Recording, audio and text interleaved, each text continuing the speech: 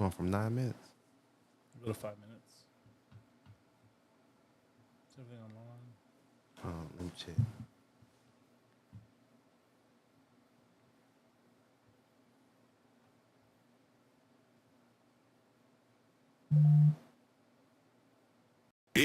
It's hard out here for a filmmaker when you're trying to get the scenes and the gear. Got the shot callers Mike Calvo on the track, and your buoy with the cam. We gon' put it on the map. Every frame we shoot, man, it costs a little hustle. Trying to find the props, plus the budget's got muscle from the indie grind lights and the lenses we chase. Building up a vision, every story got a place. Casting calls late, scripts rewrote twice. Gotta fight for the dream, pay the sacrifice. It in it don't, soundtrack in the mix. Turn the struggle into gold with them cinematic tricks. It's hard out here for a filmmaker when you're trying to turn a dream to a scene. The shot callers in the booth, yeah, we tell it how it is. Y'all boy Calvo making movies for the kids. It's hard out here for a filmmaker when you're trying to turn a dream to a scene. Get that paper shot callers in the booth, yeah, we tell it how it is. Y'all boy Calvo making movies for the kids. Grants on the table, sponsors hard to reach, but the story gotta rise. That's the lesson we teach. From the block to the big screen, visions won't fade.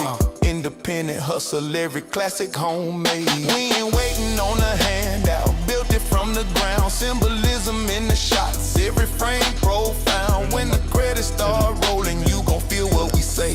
Cause the struggle and the story always find that way. It's hard out here for a filmmaker, but the art gon' shine. Vision's only getting greater. From the shot caller mic to the lens in my hand.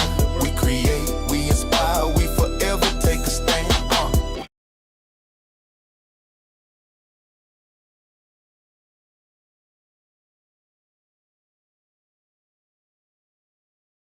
It's hard out here for a filmmaker when you're trying to get the scenes and the gear. Got the shot callers Mike Calvo on the track, and your buoy with the cam. We gon' put it on the map. Every frame we shoot, Mic check, mic check. Nope, don't hear anything. Do you hear me? Alright, we and the lenses we chase. Building up a vision, every story got a place. Casting calls late, scripts rewrote twice. Gotta fight. It in it don't, soundtrack in the mix. Turn the struggle into gold with them cinematic tricks. It's hard out here for a filmmaker. Alright, we're coming up soon for season 3, episode 1 of the Shot Callers podcast. Thank y'all for joining in with us. We'll be right on up. It's hard out here for a filmmaker when you're trying to get the scenes and the gear. Got the shot callers Mike Calvo on the track, and your buoy with the cam. We gon' put it on the map. Every frame we shoot, man, it costs a little hustle. Trying to find the props, plus the budget's got muscle from the indie grind lights and the lenses we chase. Building up a vision, every story got a place. Casting calls late, scripts rewrote twice. Gotta fight for the dream, pay the sacrifice. It in it don't, soundtrack in the mix. Turn the struggle into gold with them cinematic tricks. It's hard out here for a filmmaker when you're trying to turn a dream to a scene. Get that paper shot callers in the booth, yeah, we tell it how it is. Y'all boy Calvo making movies for the kids. It's hard out here for a filmmaker when you're trying to turn a dream to a scene. Get that paper shot callers in the booth, yeah, we tell it how it is. Y'all boy Calvo making movies for the kids. Grants on the table, sponsors hard to reach, but the story gotta rise. That's the lesson we teach. From the block to the big screen, visions won't fade.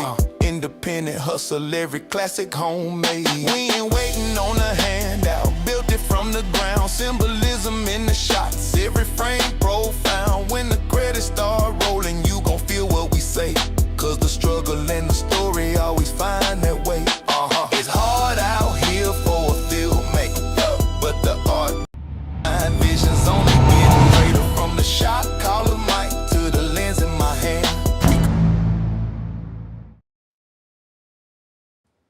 All right, all right, all right. Y'all, we have made it to a new year. We are back live in 2026 here at the Shot Callers Podcast. Happy to hear you. You are here with your guy, Calvo, and I'm here with my co-host. Yo, Bowie, what's up, you guys? Happy New Year's. Happy New Year. It is good to be alive. How you doing? Doing all right, man. Just dealing. You're just dealing.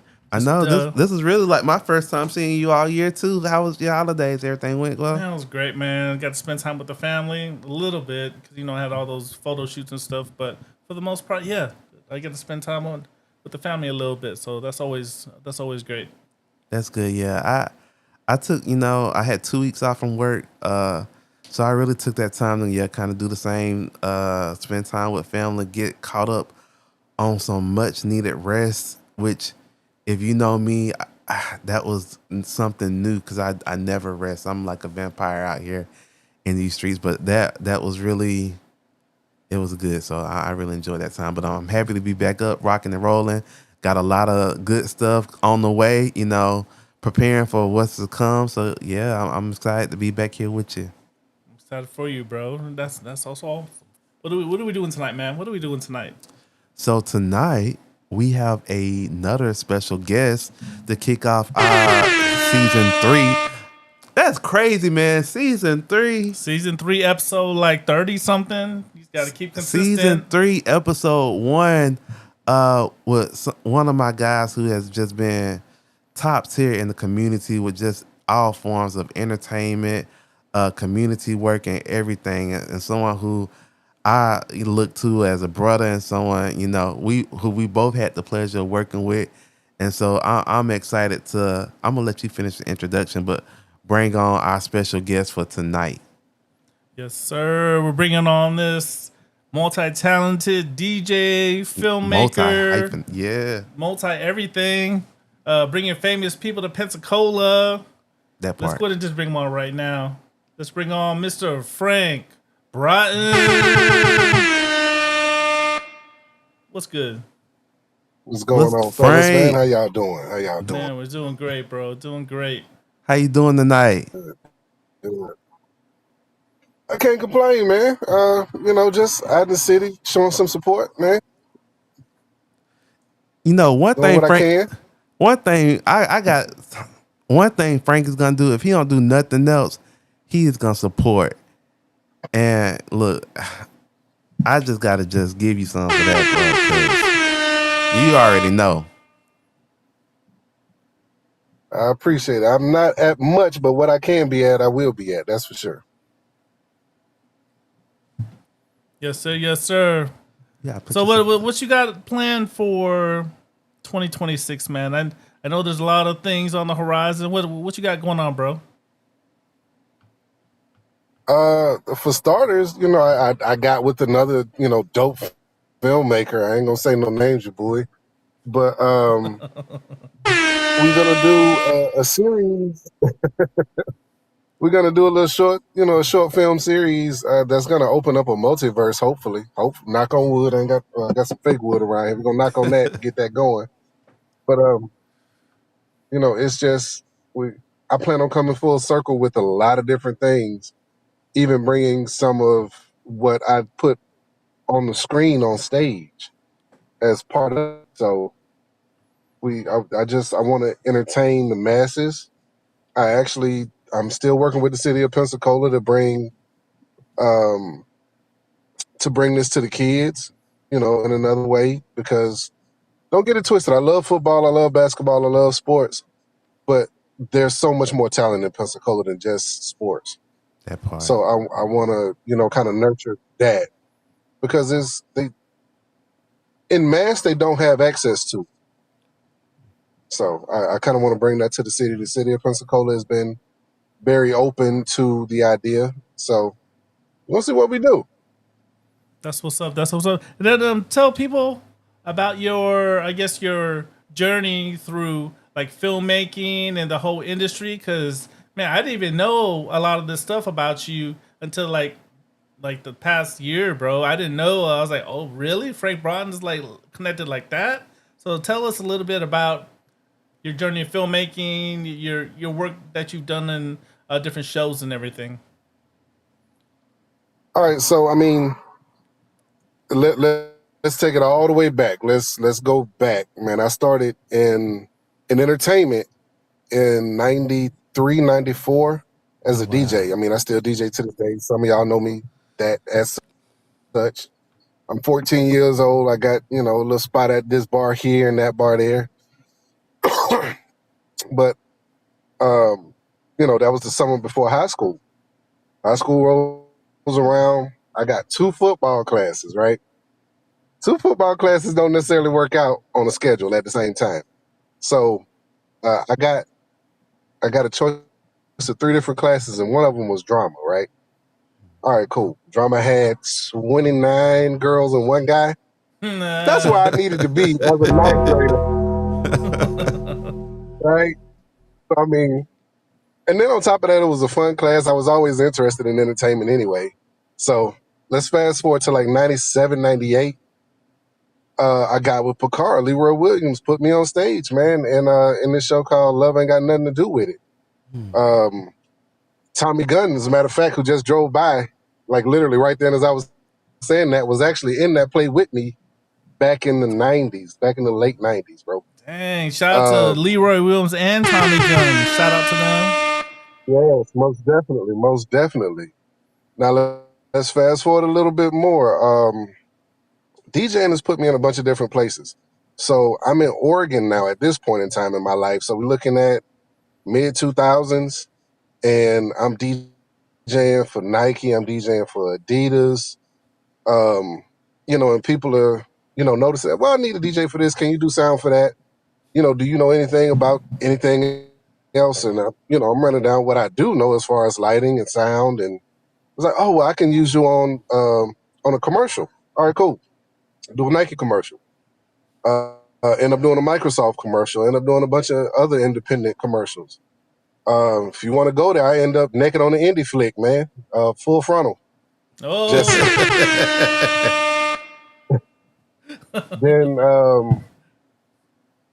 then you got Grimm coming to town because I'm in Portland, Oregon at this point now. So you got Grimm coming to town. You got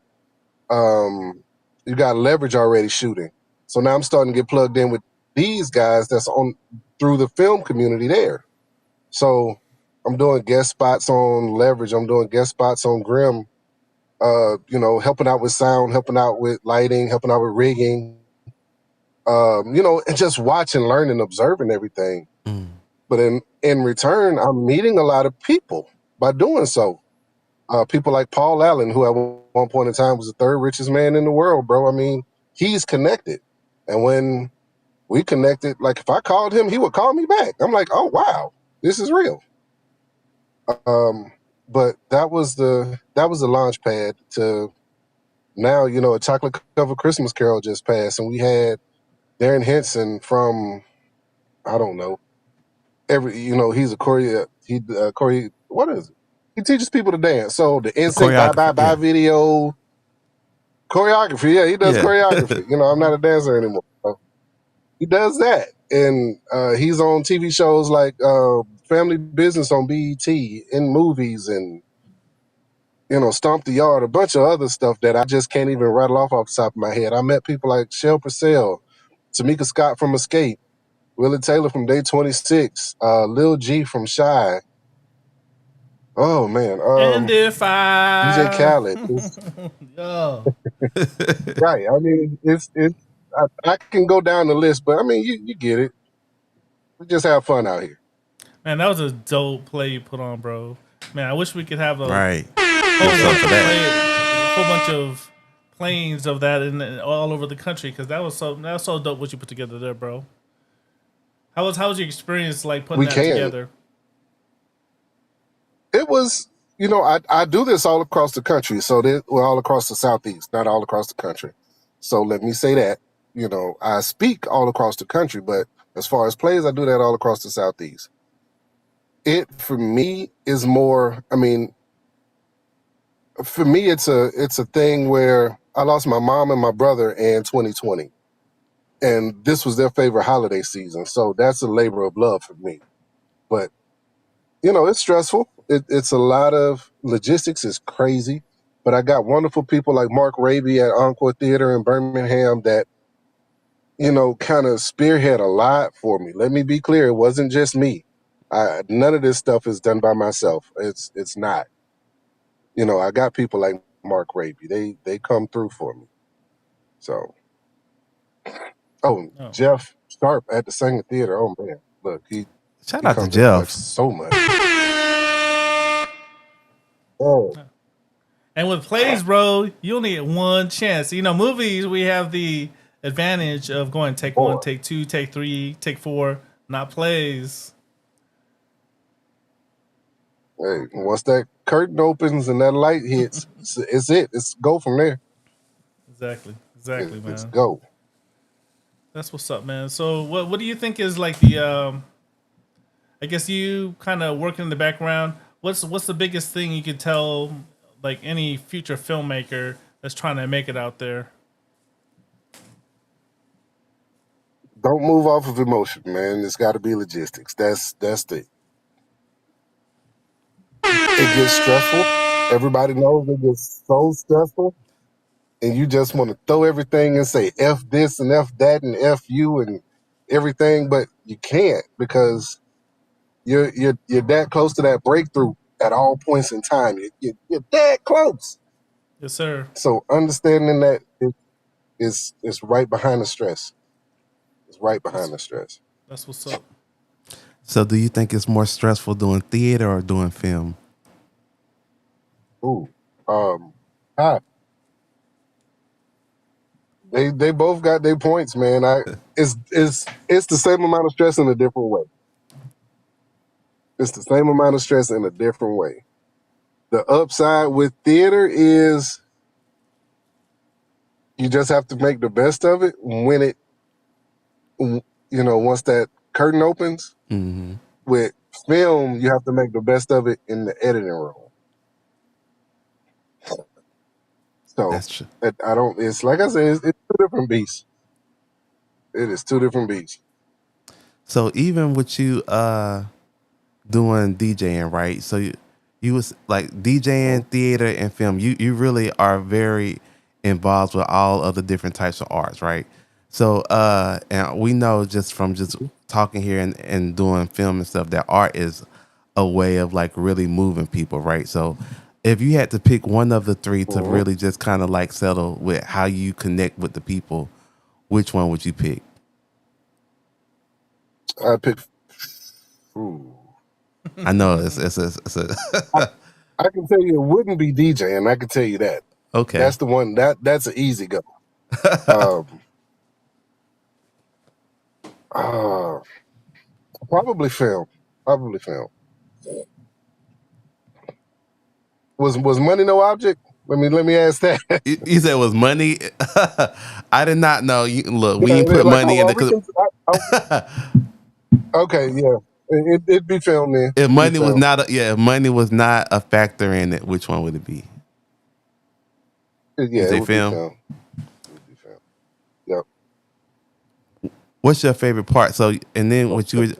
That's cool. Like even this is my first time kind of hearing your backstory because we've talked before, but getting more in depth with what you shared tonight has been pretty interesting.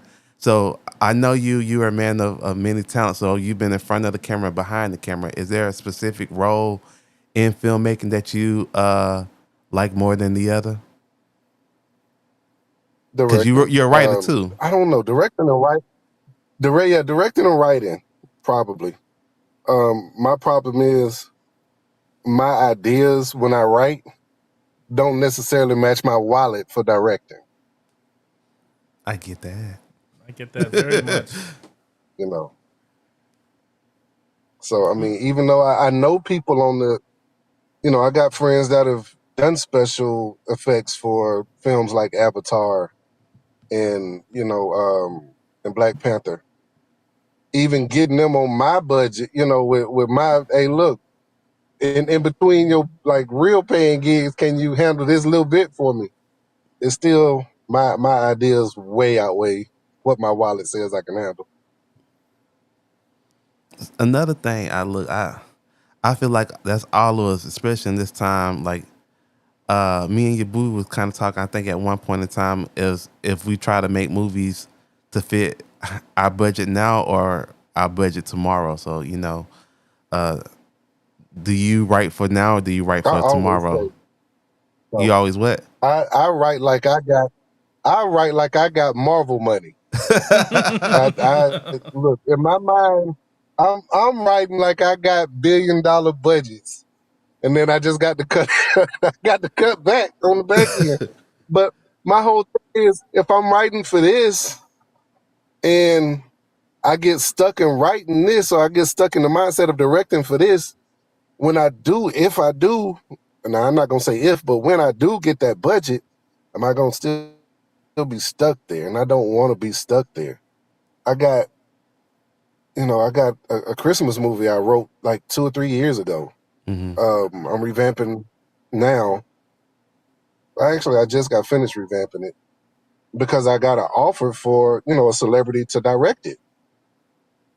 And, it's like having that type of, it might not pull in, a 7-figure budget, but if I can get a 6-figure budget here in Hmm. Pensacola, I can make something shake Exactly. just by having that name attached to it. So one thing I want to So, just talk to you also about, Frank. So one thing that I admire about you too is that the way you move, right? And your answer that you just said kind of triggered it. One thing, a lot of people in Pensacola, right? We think locally, like I don't want to say we, but like a lot of people in Pensacola think locally, right? But can you talk about the power right. of thinking bigger than your surrounding and your communities? Because even with you, Oh like man, that the stuff that you done from like brand deals to like the actors that you brought to the city and the opportunities that you brought to the city, like has really been we want to build our city as especially in the arts, we want to build it, but like there's nothing wrong with building outside to bring it in to help build it inside, if that makes sense. Can you talk you about you that? got to. I mean, honestly, yeah, most definitely, man. We live in a city that that will go to an Atlanta, go to a New Orleans, go to a Tampa, go to a Miami to see a show that we can get here. We go there for parties that we can do here. We're watching people make movies that close that they can make here. We're watching plays that are being done that we can do here. But understanding that, yeah, sometimes we're gonna have to bring in a draw. What's gonna be that draw? So while I love Pensacola, which is why I actively moved back, not because I had to, but because I wanted to. I moved back at the height of doing stuff when I was in Portland, but I wanted to be home because I wanted to bring some of this home. All the stuff I'm doing now, Pensacola plays a part in it. The Gulf Coast plays a part in it. I want to shine that light on Pensacola. Darren Henson loves Pensacola. That's why. So, truth be told, he's the one that offered to come work with me on a few different projects. I'm like, bro, let's get it. And I told him, hey, my money funny. I'm gonna be real with you. I'm not finna lie to All you our and be like, money's yeah, funny. I Right. got it. I'm balling. Do it right. Like I got a whole comedy special in my wallet right now. But it if you don't have the foresight to do it, understanding that no's are just delayed yeses, not letting that deter you, you'll get it done, man. We as a collective, not just me, we as a collective will get Pensacola to where it needs to be. We just have to keep pushing. Exactly. Message. I agree. And then uh yeah, like I said, that's one thing that I do just from me dealing with you and being connected is one thing, like you always go above and you always bring in what we look for other places to the city where there's opportunities of peoples and just the way you've been connected in the movement. That's one thing that I like uh really look forward to as with you. So yeah, I just wanted to give them And flowers to you real quick. we look, and I appreciate that. And I appreciate what you guys have been doing for years right here in the city, as far as just starting it up. There was no real, especially an urban film community, until you guys really like pushed it out. Mhm. If we want to talk, if we want to talk urban versus non-urban, you know, Mm-hmm. you guys have really brought that to the forefront. So Thank you. I give my flowers to you guys. Let's We be real. I appreciate it, We've bro. been talking about working for a minute. It's just one project is in the way of another project and on top of another project. So I get it. And it ain't no love lost on my end. I'm still here just waiting, waiting for our turn. So Yeah, look, and it's we're coming gonna get this together. Most collectively. definitely. But yes, and so Yes, collectively. That's the whole goal. yeah, but we don't want to hold you too long, Frank. We do appreciate you for just taking a minute out your time and out your day. I see you got your 40 48. sexy. Shout out to the Yeah, film. my Yeah, quarter. A 40 and sexy. because Man, you did the the series too, wasn't it? 40-inch is sexy. Oh, No, so 40 AF was supposed to be a movie about everything that I went through in 2020. Mm-hmm. So now that project won't be able to be finished because one of my producer, the main producer, she passed away last year in Oh December. no.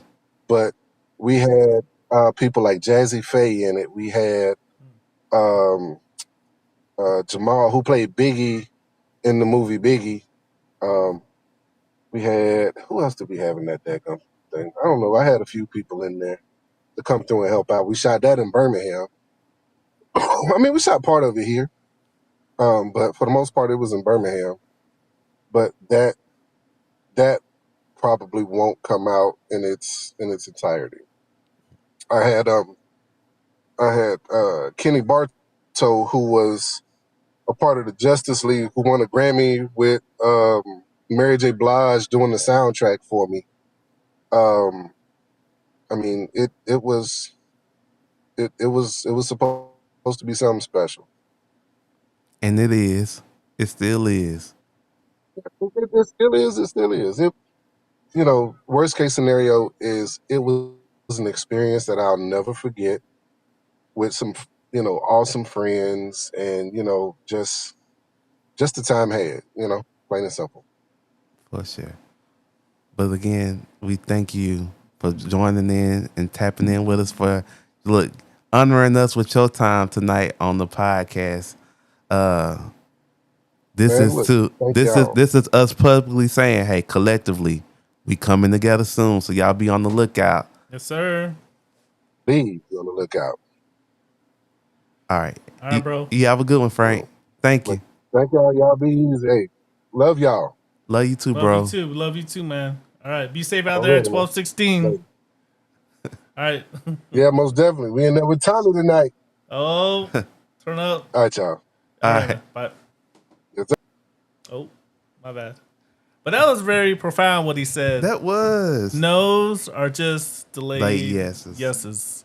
I mean, no Diddy, but yeah, if no means no. But Oh my God. filmmaking wise, no means. Say it again. A delay, yes. Yeah, no's a delay. Yes. Shout out to Kaz in the messages, and shout out Jermaine J. Williams. Shout which out. will be making an announcement. I don't know what it is. But that's coming soon. Good people appreciate that. Yeah. It was good to see Frank. I ain't seen him in a minute.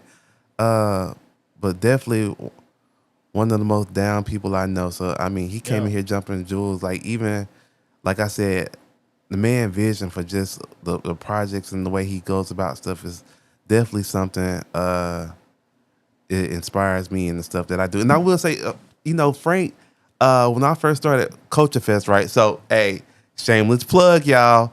Gulf Coast Culture Fest will be returning back this upcoming May. Y'all stay tuned for the actual date. But Frank did sound for the first couple Culture Fest that I did. really? Yeah, he did the sound Okay. for that, as well as several of my movie premieres around the city. And like I said, just a lot. Yeah, but And just remember, no matter what you're good in, you may have a talent somewhere else. I mean, he went from DJing to being a filmmaker, holding the light, doing Right. sound, and then now he's a director, a writer, producing plays. Mm-hmm. So, you know, a businessman too. yeah, exactly. I Cause see he be him, I running see him all over the things. place. Yeah. I see him all over the place. But speaking of films and doing stuff, would you think about doing something outside of film or photography one day? Bro, I always want to be a DJ, bro. I got my little DJ mixer here I'm trying to practice on. You do. Now I'm looking yeah, at it. man. Yeah. I be always trying to. I always want to be like a music producer, but I was never blessed with the talent of music. I'm just. So I used to play piano and trombone. And I would like to be a DJ, but I saw this Instagram post the other day, and it was saying like I can never be a DJ because I only play the songs I want to listen to. Y'all gonna hear this shit. But nah, just kind of taking time to just to reflect real quick on just the year. Last year, this is our first time, having the podcast this year. Your boy, man, he had an incredible 2025. Yeah, man. But pushing through, make 2026 better. Lots of things on deck. Last year was definitely great as far as movie wise and clients and everything. But yeah, Color Cavalry, man. Ooh, man, almost broke me, just literally. But that was just a great experience and like probably the best thing I've ever done cinematically. So. What about yourself? You had Peppermint Lady. I did. You got 172 kids now. I know. Hey, I will say for me, like last year, cinematically, overall, honest, transparent answer, right? Life did not go as planned, right? I had some big plans 2025. I went into the year, I was like, this is the year we gonna make it happen, right? Mm-hmm. But God has a funny way. Like my plans did not really align with his plans, so he had a whole different way. But the way he's worked it out has worked it out even better. I had a great year though. Don't think that like it was just a good year. I was just able to shoot the scene a little different, I guess you could say. Mm-hmm. And so we did Peppermint Lady. I had an opportunity to AD, assistant direct several films. Man, you had so many dope things last year, bro. All of it was just chef's kiss, bro. I So appreciate that. that's Yeah, what's so, up. so yeah, I'm excited for definitely what's to come. What's to come, you guys. I've been talking. Sweet Dreams is Sweet dreams, let's get it. It's happening, you all. We are going into production. March. I got dates set for March. So with that being said, y'all, I'm gonna need some help, and that's coming from cast, crew, location, scout, Executive and producers with that moolah, please. that part.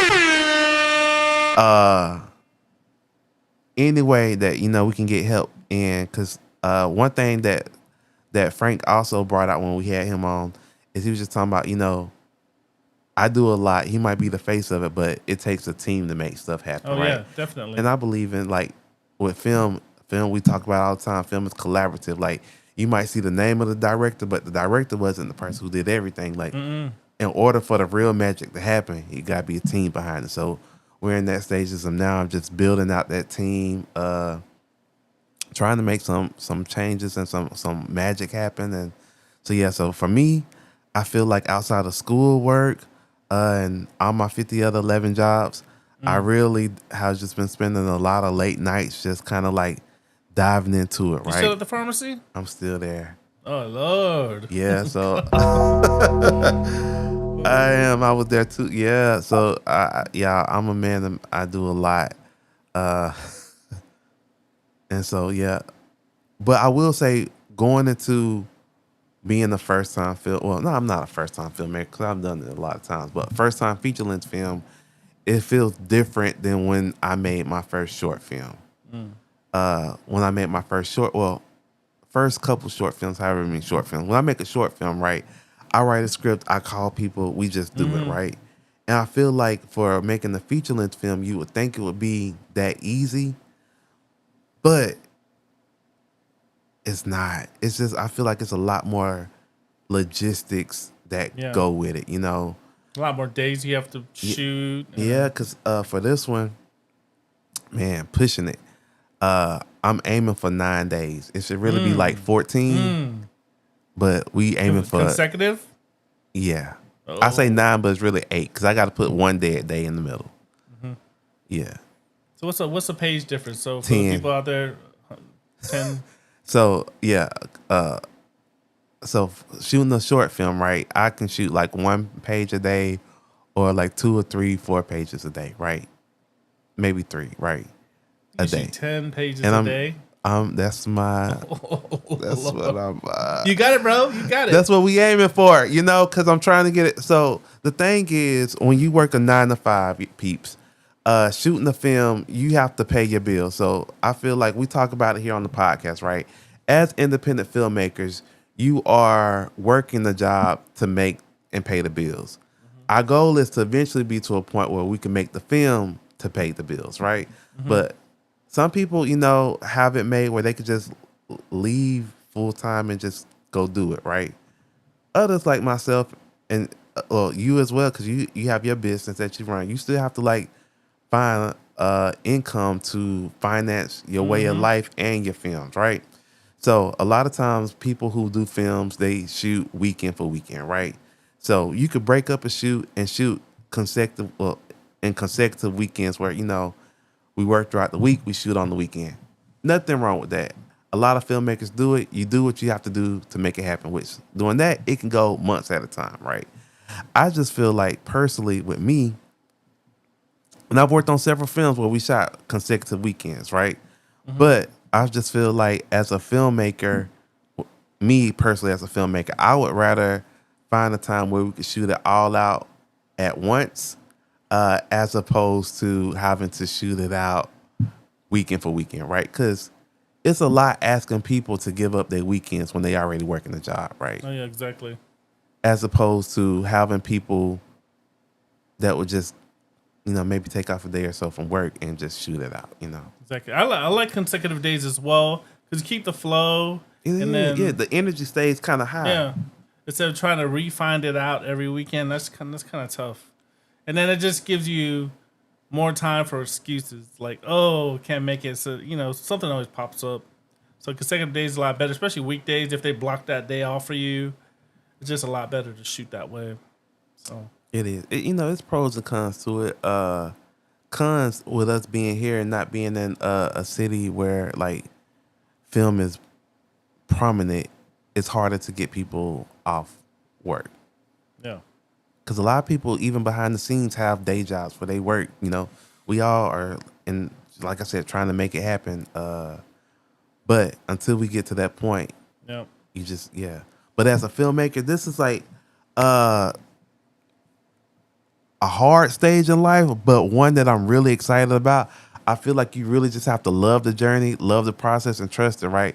Because I've been watching a lot of like behind the scenes clips of just like other filmmakers, like even Ryan Coogler, Spike Lee, Spielberg's, and all of them, Christopher Nolan. So all of them, when they first made their first film, they were in the same stages that we are, right? They didn't have any money either. They just had friends, family, and resources, and they made sacrifices to make it happen, right? And so for me, I feel like the way you approach stuff is really how you got to get your mindset right and how you focus in on. Because I could easily be and as filmmakers, you could easily be in the mindset, all right, I don't have money to make this happen, right? I don't have the finances to make this happen. I don't have anything to really make this happen, but a vision, right? And you could be honestly, you could be a little down about it, right?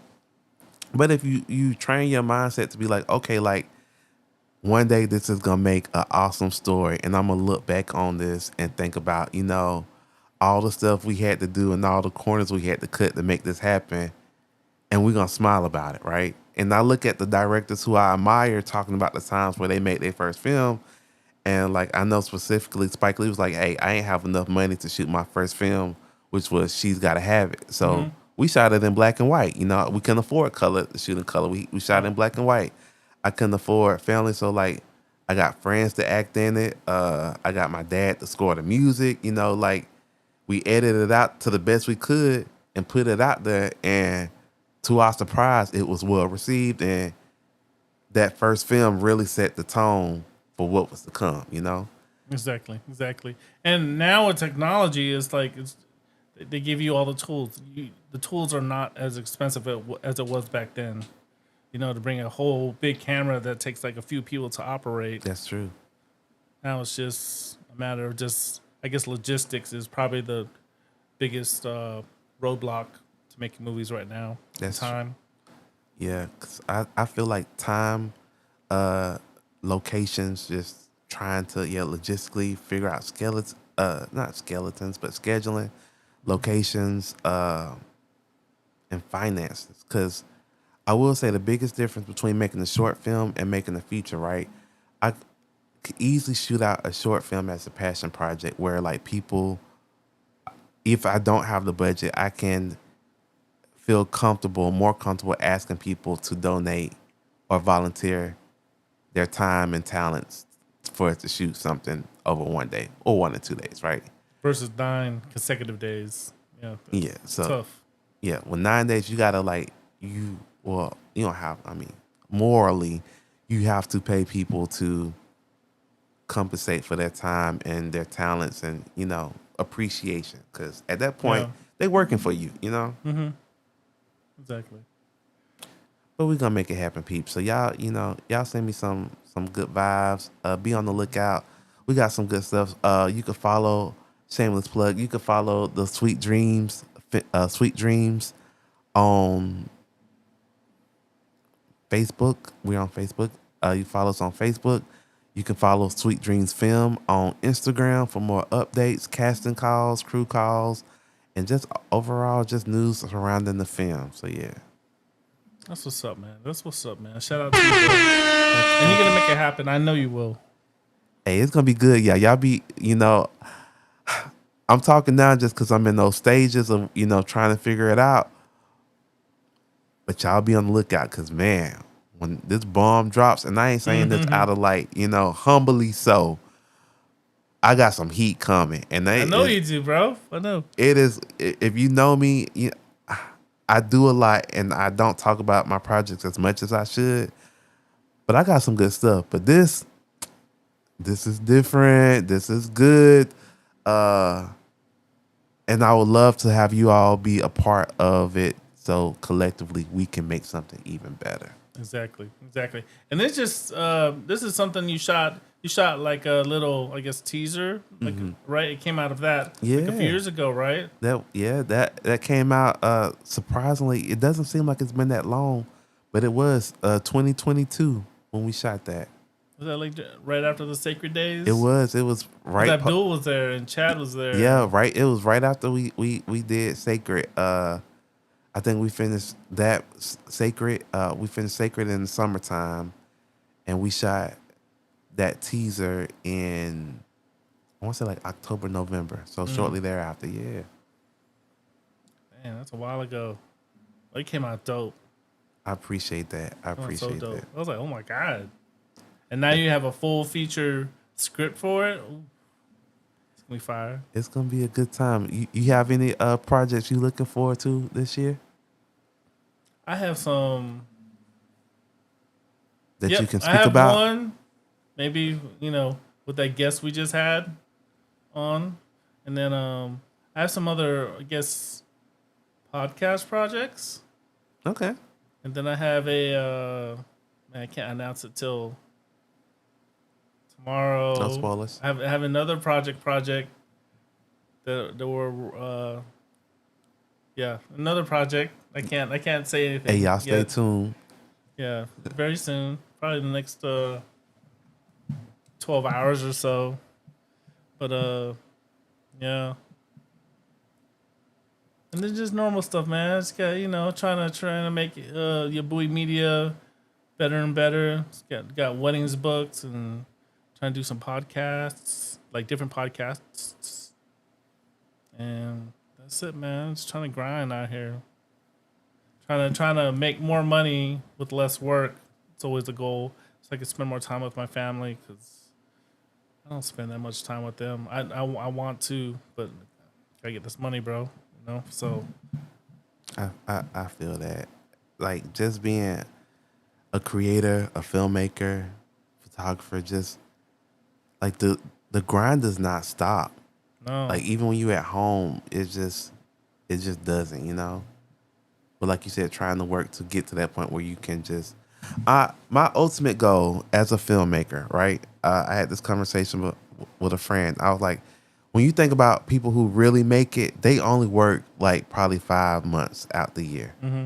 Some even less than that. You make it, you go do something big, you get a great return, and then you could just kind of chill out the rest of the year. That's what that's the lifestyle I'm trying to get to. But like I guess Nolan and Tarantino and them, I think they're working like around the clock. They're always thinking of Yeah. you know what I'm saying? I guess when they actually work like physically work, but they're always Yeah. around the clock writing scripts But I mean, that's like, I don't consider that work. I mean, like for us and even for them, like I don't consider that work. That's just like life, yeah, probably, yeah. Exactly, because when you get to this life, when you're just relying on the camera, you work a lot more than a regular job. You work, man, I'm here 50, 60, 70, 80 hours. Clients, oh, are you done with my birthday shoot yet? Are you done with my... We just shot it like 30 minutes ago, but I'm working on it. I'm trying to do that, and then, we got to work on this film. We got blah, blah, just the editing process. No one's ever sees like the editing process, which takes whether photography or videography, it takes like Time. double, triple, quadruple the time it takes to actually film or photograph someone, So, clients just give us a grace when we're trying to finish your dope project, So that part, because man, it's like the time that you take to shoot it. Mm-hmm. It's far. And you got to factor in the time it takes for you to get all your stuff together, organize it, put it in your car, go to whatever location, take it out of your car, shoot whatever you got to shoot, photography or video, put it back in your car, bring it back home or your office, take it out, reset up everything, check everything, make sure you didn't lose anything. Mm-hmm. Even those logistics right there takes up time on top of shooting it, editing. Like, it's just a whole process. And if you really want to do this and make this your life, you really have to take that into account too, as far as time and doing all those things, because it's tough out here. It is for real. And I'm glad you said that, because it takes it's a lot of work that just goes into like you said, preparation for a shoot, whether it's photography or videography, and then like the unload and just like you calculate it all up. It's hours, like it's Exactly, and you can't forget one thing. SD card. You forget SD card, can't shoot. Forget like your flash. You forget the battery for your flash. Even if you forget to charge the battery. If you forget to charge your battery, can't shoot. And then you gotta drive all the way back. If your battery explodes in your flash, you know what I'm saying? Like, and then it's always good to have two of everything. I was triggered. If you don't have two, you don't have none. That's the main goal. So pretty much everything that I have, I try to have two of everything, because something goes out all the time. I was shooting a wedding photography. In the middle of them walking down the aisle, my shutter like just broke. Sony A7 III, and it's a known issue. So don't buy a used A7 III. You can probably buy a new one. It'll probably last you a few years, but that's a known issue. With. So you haven't come up with that problem yet, because I know you have the A7 III. So just I have not. Man, you gotta get that PPA so you can fix it for $50. I still haven't I still gotta get mine fixed. But $50 they'll fix it. Oh, that ain't bad. Yeah, PPA. Get that insurance. I'm about to look that up. Yeah. So But yeah, but with that said, you all, we got some great things coming. We're excited. 2025 was a good year for us. We started the Shot Callers podcast in 2025. there we go. And we are still going strong. So that says a lot. We are very excited for what we have to come. We have some other special guests lined up throughout the year. We plan on if you've been following us on social media, we've been working trying to get better with posting. And we have. We have. We gotta keep it up though. We've been building some good momentum. So here with us at the Shot Callers podcast, we do definitely want to give a just big thank you to you all for just tuning in. If you're listening to us on the go on Apple Podcasts or Spotify, we thank you for tuning in with us and listening to us daily, because we can only be as great as we are with you all. And so we definitely appreciate that. But also want to say, hey, stay tuned, because we have some, like I said, some exciting stuff, some exciting topics that we put together that we'll be talking about and diving more into this year, as well as, more guests coming on. And we really just want to continue to grow this podcast in ways that we can continue to call the shots and make the shots. So before we go tonight, hey, it's the new year, but the same method. So we have to close out with our final thoughts. So I know your booey's looking his up. I got a few things I'm going to say. So my final thoughts for tonight, right? Filmmaking isn't a resolution. It's a rhythm. And if the world slows you down, the vision is still yours. Message. So don't wait for the perfect moment. Create the moment. This year is about action, courage, and shooting your shot again and again until the story sticks. Boom. That's all I got. Snaps. All right, my turn. Remember, you're always one decision away from changing the story. Choose growth, choose grace, and keep moving forward. And with that said, we're going to close it out. Y'all be sure to tune in next Thursday, because we're going to be back Yes, sir. with another episode of the Shot Callers podcast. Your boy, they waiting on who next. And Calvo, we waiting on who's next too.